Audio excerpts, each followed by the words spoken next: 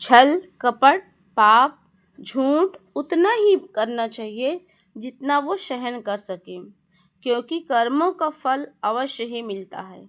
सबको अपना जीवन बदलने के लिए समय मिलता है, लेकिन समय बदलने के लिए दोबारा जीवन नहीं मिलता। राधे राधे दोस्तों, आप सभी का दिन बहुत मंगलमय हो। आज सुनेंगे आगे की कथा। इसकी कथा सुनने से पहले अगर मेरे चैनल पे नए हैं तो चैनल को सब्सक्राइब कर दीजिएगा, और वीडियो अच्छी लग जाए तो वीडियो को लाइक कर दीजिएगा। आज आप रसपान करेंगे भादो मास कथा अध्याय 5वां। ब्रह्मा जी कहते हैं कि इस प्रकार स्तुति करके राजा ने समस्त कामनाओं को पूर्ण करने वाले सनातन पुरुष जगन्नाथ भगवान को प्रणाम किया और चिंता मग्न हो गए। पृथ्वी पर कुशा और वस्त्र बिछाकर भगवान का ध्यान करते हुए वे उसी पे सो गए। सोते समय उनके मन में भी यही संकल्प था कि सबकी पीड़ा दूर करने वाले देवादिदेव भगवान जनार्दन मुझे प्रत्यक्ष दर्शन कैसे देंगे। सो जाने पर देव जगत गुरु भगवान वासुदेव ने राजा को सपने में शंख चक्र और गदा धारण करने वाले स्वरूपों का दर्शन कराया। राजा इंद्रधुम्न ने बड़े प्रेम से भगवान का दर्शन किया। वे शंख और चक्र धारण किए हुए थे। उन्होंने सारंग नाम धनुष और बाण भी धारण कर रखे थे। उनका स्वरूप प्रलयकालीन सूर्य के समान दैदीप्यमान हो रहा था और वे प्रज्वलित तेज के विशाल मंडल लग रहे थे। उनका श्री अंग नीले पुखराज के समान था। वे गरुड़ के कंधे पर विराजमान थे और उनकी 8 भुजाएं शोभा पा रही थीं। दर्शन देकर भगवान ने राजा से कहा, तुम्हें साधुवाद है। तुम्हारे इस दिव्य यज्ञ से, भक्ति से और श्रद्धा से मैं बहुत संतुष्ट हूँ। हे राजन, तुम व्यर्थ में क्यों सोच रहे में पड़े हो। यहाँ जो संसार में पूजनीय योग सनातनी प्रतिमा है, उनकी प्राप्ति का उपाय तुम्हें मैं बतलाता हूँ।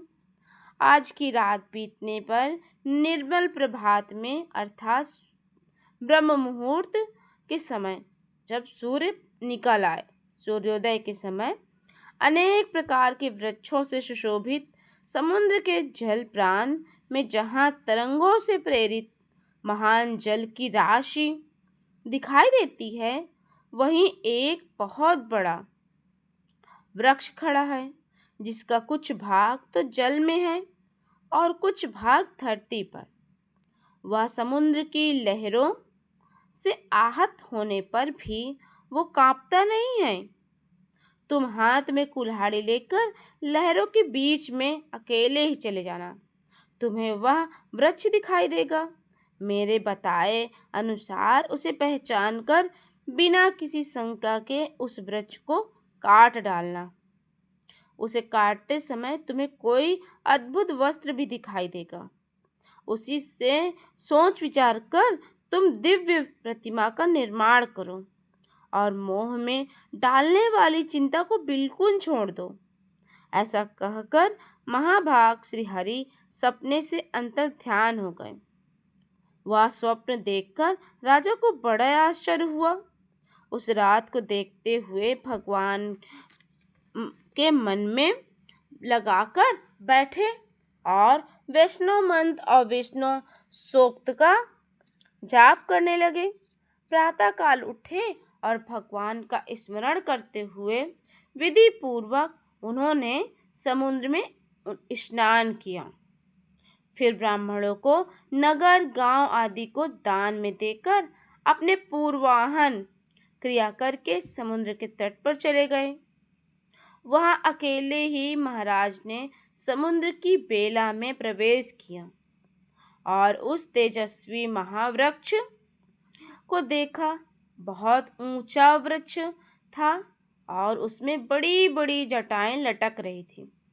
उसे देखकर राजा इंद्रधुम्न ने बहुत प्रसन्न हुए और उन्होंने तीखे फरसे से उस वृक्ष को काट गिराया और उसके 2 टुकड़े करने का निश्चय किया।